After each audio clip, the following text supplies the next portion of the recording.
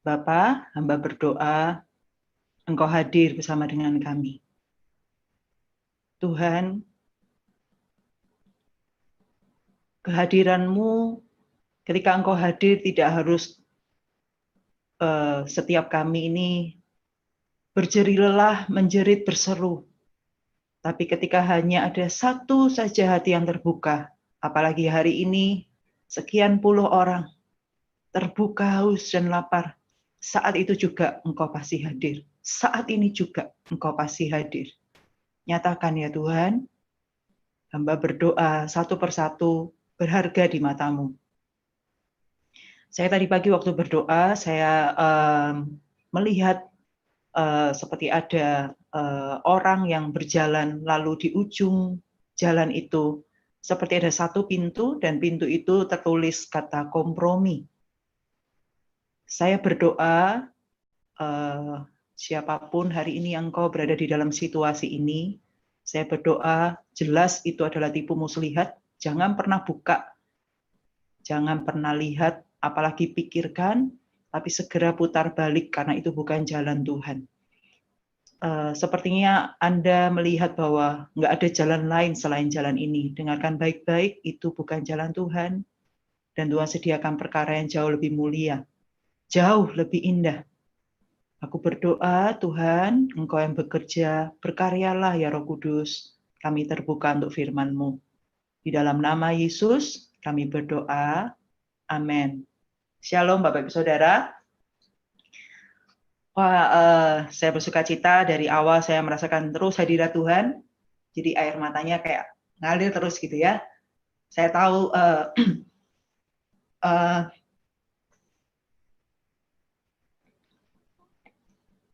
Tuhan sayang Anda semua.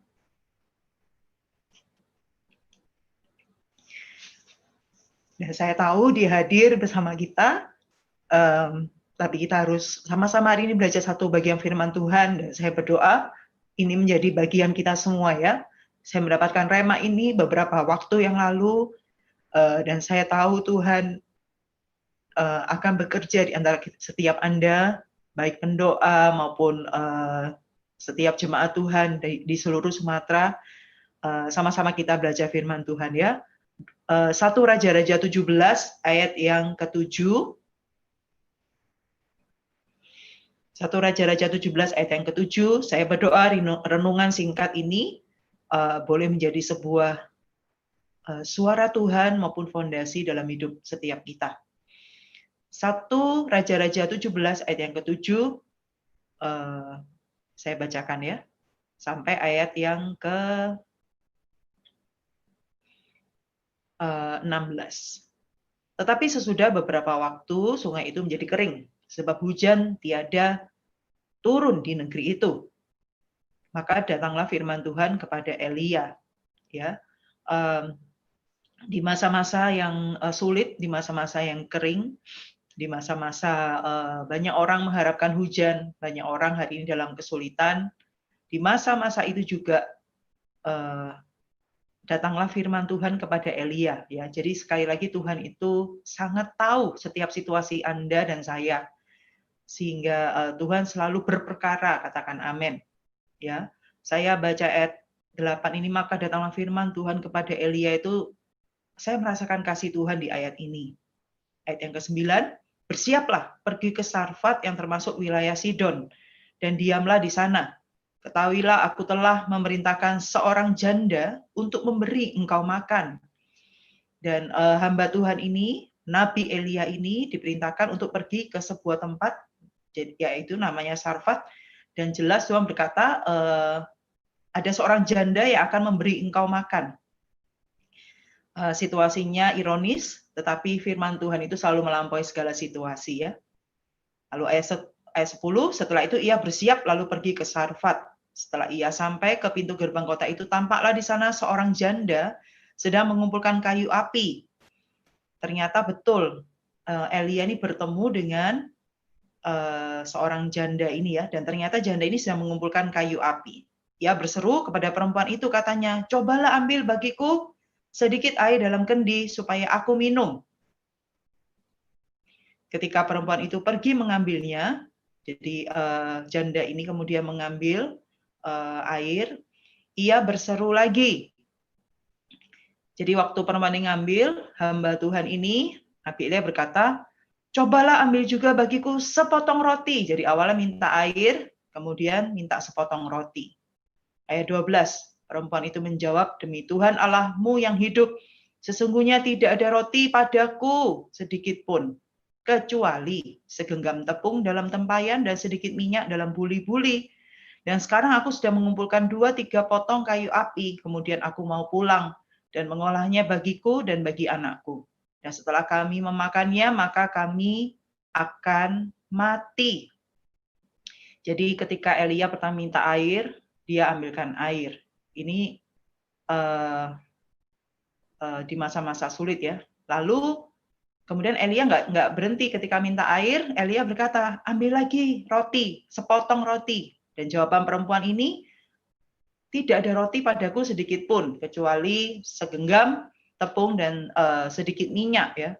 Dan bahkan dia menjelaskan ini sebentar lagi sebenarnya aku mau masak, kemudian aku akan membuat makanan, kemudian setelah itu aku makan dan kami akan mati karena nggak ada lagi. Tetapi Elia berkata kepadanya, ayat 13 ya, janganlah takut, pulanglah, buatlah seperti yang kau katakan, tetapi buatlah lebih dahulu bagiku sepotong roti bundar kecil daripadanya, dan bawalah kepadaku, kemudian barulah buat bagimu dan bagi anakmu. Ya, ini waktu baca ayat ini, dulu ketika saya merenungkan ini, saya melihat Elia ini nabi kok begitu ya gitu. Terkesan bahwa Elia ini nggak peduli sekali dengan situasi janda ini yang dia sudah di langkah terakhir dalam hidupnya bagi janda ini ya. Dia nggak punya choice lain, dia hanya merasa hidup saya hanya hari ini saja, selesai, beberapa saat lagi. Seperti itu. Tapi malah Elia meminta, buatlah lebih dahulu bagiku sepotong roti bundar kecil daripadanya dan bawalah kepadaku. Baru setelah saya makan, baru kamu buat untuk kamu dan bagi anakmu. Ketika sampai di ayat ini, Bapak Ibu Saudara, setiap kita ini betul-betul ketika kita ikut Tuhan, ya seperti tadi waktu kita menyembah, benar-benar kita ikut Tuhan ini dalam berbagai situasi, ya. Dan ini juga di masa-masa akhir tahun, ya ada banyak di antara kita juga mulai mendoakan resolusi untuk tahun depan, menyiapkan baik secara pribadi, keluarga, rencana untuk anak-anak, rencana untuk keluarga sendiri, mungkin ada beberapa planning di tahun depan dan juga mungkin rencana dalam pekerjaan maupun dalam pengembangan bisnis dan sebagainya, dan juga rencana dalam ministry pelayanan. Nah, dan ini adalah masa-masa yang setiap kita menyiapkan banyak hal, dan itu harus ya, kita harus berdoa untuk itu, kita harus merenungkan, kita harus bergumul dengan Tuhan, berjalan melihat apa sih rencana Tuhan di tahun depan, ya. Dan tentunya tahun depan adalah tahun yang lebih luar biasa lagi, katakan amin. Ya. Tapi di atas segala planning kita, Bapak Ibu Saudara, di atas segala perencanaan kita, saya percaya Tuhan juga Anda libatkan dalam hal ini. Tapi saya berdoa mari kita memiliki resolusi di dalam hati kita terlebih dahulu. Karena hal ini menjadi sebuah sumber atas segala sesuatu yang akan kita lewati, atas segala aspek hidup kita yang akan berproses bersama dengan kita. Saya berdoa untuk setiap Anda dan saya menyiapkan sebuah resolusi hati di tahun ini, ya. Dan ketika saya membaca ayat ini, Tuhan mengingatkan bahwa ketika kita di hidup ini ada hal yang memang kita ini harus siap untuk diambil atau dikurangi, Bapak Ibu Saudara, ya. Bahkan seakan-akan nggak ada lagi gitu ya. Diambil semua ini, ceritanya diambil semua, bukan hanya berkurang, bukan hanya diambil, tapi segala sesuatunya gitu. Nah, saya merenungkan ketika ayat ini, kenapa ya Elia itu melakukan hal ini gitu. Ternyata sama sekali kita tahu juga ending ceritanya ya. Saya percaya Anda sering baca. Kita tahu bahwa Elia sama sekali tidak punya tujuan untuk mencari makanan di perempuan ini, di janda ini, atau memanfaatkan perempuan ini. Sama sekali nggak ke sana. Tetapi Elia sedang menyampaikan firman Tuhan untuk memproses hati dari janda Sarfat ini.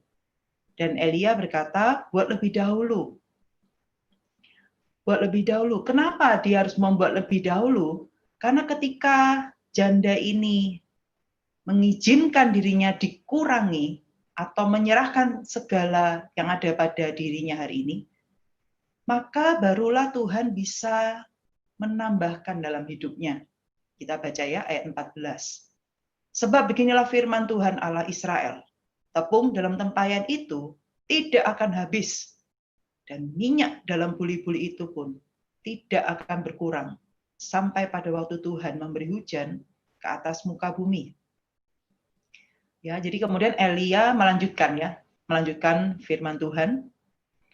Itu kan kalau kita baca, Elia kan ngomong nih, buat untuk aku ya, 1 roti, baru kemudian buat kamu, baru buat untuk dirimu dan bagi anakmu. Lalu Elia memberikan nubuatan bahwa tepung, minyak tidak akan habis sampai pada waktu Tuhan memberi hujan ke atas muka bumi. Artinya di masa sulit ini, maka apa yang menjadi kebutuhanmu itu tidak akan pernah ada kata kekurangan. Jadi akan selalu cukup, akan selalu ada.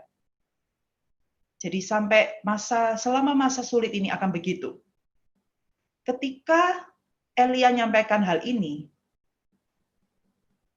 keputusannya ada di tangan perempuan itu. Ya, dia percaya atau enggak, dia melangkah atau enggak. Ayat 15. Lalu pergilah perempuan itu dan berbuat seperti yang dikatakan Elia. Ini penting sekali ya. Jadi ketika perempuan itu mendengar, ini kalau perempuan Sarfat ini enggak menyediakan dirinya untuk dikurangi atau mengalami sesuatu yang less di dalam hidupnya, maka tidak akan pernah terjadi sesuatu yang more, sesuatu yang lebih, sesuatu yang ditambahkan dalam hidupnya. Makanya kenapa hari ini saya beri tema less is more. Bagaimana mungkin less tapi more? Tapi di dalam Tuhan hukumnya beda ya Bapak Ibu Saudara ya. Dan kemudian perempuan itu berbuat seperti yang dikatakan Elia. Jadi puji Tuhan, perempuan ini mengambil langkah iman. Dia belum lihat loh Bapak Ibu Saudara, dia belum lihat tempayan, tepung dan minyaknya itu mengalami sama sekali tidak pernah berkurang. Dia belum lihat, tapi perempuan ini melangkah. Dia bertindak sesuai dengan apa yang difirmankan Tuhan. Sekalipun mungkin dia nggak ngerti, dia nggak pernah tahu seumur hidupnya. Bagaimana mungkin kan harusnya begitu. Tapi perempuan ini melangkah dan berbuat seperti yang dikatakan Elia. Maka perempuan itu dan dia serta anak perempuan itu mendapat makan beberapa waktu lamanya. Ayat 16. Tepung dalam tempayan itu tidak habis dan minyak dalam buli-buli itu tidak berkurang. Seperti firman Tuhan yang diucapkannya dengan perantaraan Elia. Ya, Bapak Ibu Saudara, saya men-sharingkan ini, saya berdoa untuk setiap kita memiliki resolusi hati di waktu-waktu ini. Untuk setiap kita siap berkata, Tuhan, less of me and more of you. Biar saya ini memiliki hati yang siap dikurangi. Dikurangi apa Bapak Ibu Saudara? Saya cuma kasih satu definisi saja ya, supaya kita menjadikan pegangan ini. Ketika waktu itu Yohanes Pembaptis itu berkata, ia harus makin bertambah, ia harus makin besar dan aku harus makin kecil. Kalau lagunya, lagu yang populer itu ya, dia harus makin bertambah, ku harus makin berkurang. Yang berkurang apa Bapak Ibu Saudara? Satu definisi yang saya kasih hari ini, satu rema yang saya terima adalah Mari kita siap di hadapan Tuhan, kita ini siap berkata, Tuhan, saya ini kurang penting. Tapi Tuhan, Engkaulah yang paling penting. Katakan amin, Bapak Ibu Saudara ya. Kadang-kadang ini adalah peperangan kita setiap hari, setiap saat. Baik dengan secara langsung, baik dengan Tuhan, maupun dengan pasangan, suami atau istri, atau dengan anak, dengan orang tua. Kita ini kadang-kadang berperang di area ini. Karena kita kadang merasa saya harus keakuan kita ini begitu menguasai hati kita terkadang, sehingga kadang-kadang kita merasa penting sekali. Saya ini pemikiran saya, pandangan saya, suara saya itu tuh sangat penting. Saya ngomong begini bukan berarti Anda nggak penting, Bapak Ibu Saudara ya. Anda sangat berharga. Tapi ada saat-saatnya ketika Tuhan berkata, Vena, less of you. Yang terpenting itu bukan kamunya. Tapi ketika kamu mengizinkan untuk penghargaan orang, untuk apresiasi, bahkan mungkin teguran, masukan, dan lain-lain, itu diangkat dari hidupmu, maka Tuhan yang akan lebih besar dalam hidupmu. Maka Tuhan yang akan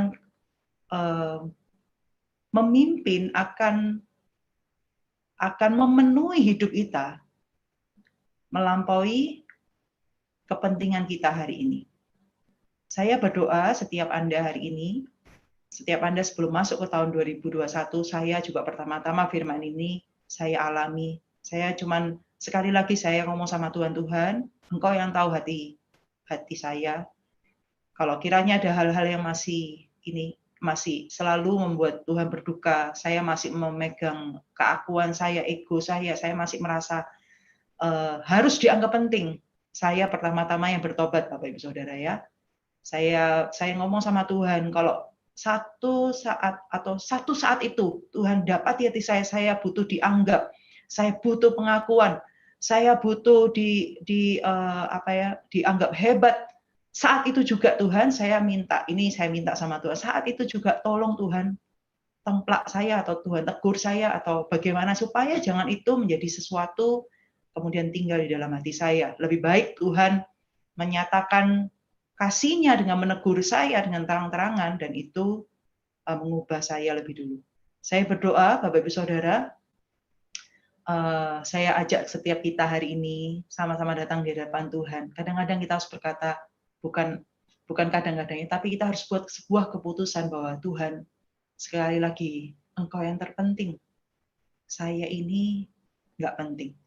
Saya harus berani berkata dan saya harus mau berkata, Tuhan, kalau saya mulai merasa saya ini yang paling penting, tolong remukkan saya. Sehingga saya hanya bisa berkata, dan saya akan selalu berkata, Engkaulah yang terpenting dalam hidup saya. Engkau yang terutama dalam hidup saya. Sehingga ketika Tuhan dapati hati yang demikian, Bapak Ibu Saudara, saya percaya Tuhan itu akan berurusan dengan kita, akan beracara dengan caranya Tuhan masing-masing. Apa artinya tepung dan tempa yang tidak akan habis ya, tidak akan berkurang. Sekali lagi Tuhan itu memiliki tempat di dalam hati kita untuk beracara. Karena itu kita harus berikan. Kalau memang ketika Tuhan mau bekerja, kalau kita masih memegang keakuan, butuh pengakuan dan ini itu, Tuhan nggak bisa bekerja, Bapak-Ibu Saudara. Kita harus let go hal itu. Bahkan kalau hari ini mungkin Anda harus lepaskan pengampunan, lepaskan, dan Anda masuk ke tahun 2021 dengan hati yang ringan, hati yang berkenan sama Tuhan, dan Anda bisa berlari sama Tuhan. Saya berdoa kita sama-sama punya satu sikap hati ini, terus sama-sama ketika para pendoa maupun setiap jemaat terus berdoa. Setiap kali Tuhan itu saya percaya Tuhan itu nggak akan butuh berkali-kali mendengar Anda doa. Bukan berarti selalu harus langsung dijawab ya, karena Tuhan punya caranya. Tapi Tuhan itu ketika melihat hati anak-anaknya itu selalu berkata, less of me, Lord. Biar aku yang berkurang dan Engkau harus makin bertambah. Biar Engkau yang semakin besar di hidupku, bukan diriku sendiri, tetapi karakter Kristus itu semakin besar di hidupku. Saya percaya Tuhan nggak akan berlama-lama dengan Anda dan saya. Saya berdoa biar renungan ini jadi fondasi kita semua, dan sama-sama kita hampiri Tuhan ya. Kita berdoa sama-sama.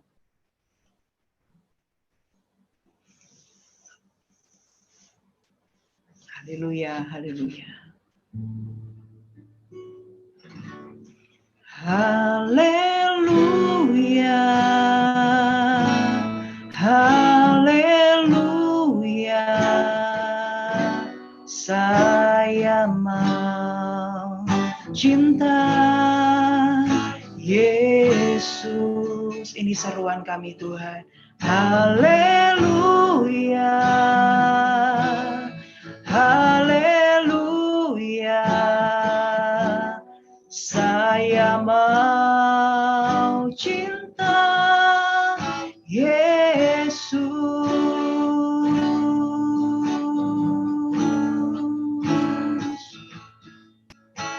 Yang terutama di dalam hidup ini, meninggikan nama Yesus. Yang terutama di dalam hidup ini, memuliakan namanya. Haleluya, haleluya. Saya mau cinta Yesus. Haleluya, haleluya. Saya mau cinta Yesus. Sekali lagi katakan haleluya, haleluya. Saya mau cinta Yesus. Haleluya, haleluya. Saya mau cinta Yesus. Saya mau cinta Yesus. Saya mau cinta Yesus.